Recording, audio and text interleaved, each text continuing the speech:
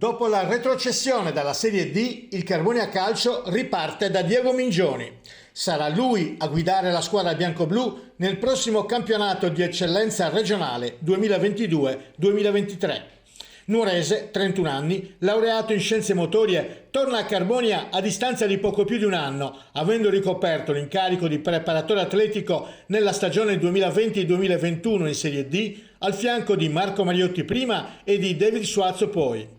In precedenza aveva maturato analoga esperienza all'Olbia per 4 stagioni consecutive. Dopo Carbonia ha vissuto un'esperienza alla Torres al fianco di Alfonso Greco con Andrea Colombino, direttore sportivo.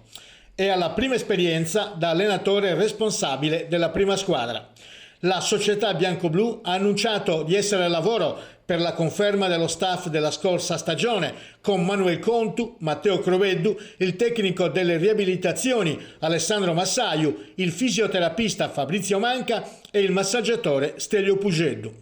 Ufficializzata la scelta del nuovo tecnico, la società biancoblù è già al lavoro per la formazione della nuova rosa. Potrebbero esserci alcune conferme e probabilmente anche dei ritorni.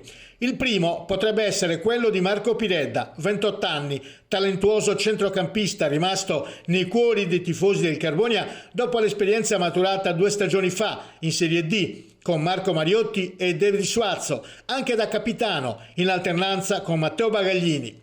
Trasferitosi nella scorsa stagione alla Torres, ha vissuto una nuova esperienza senza molta fortuna, sfociata in una conclusione anticipata, con la rescissione consensuale del contratto, svincolato dal 17 marzo 2022.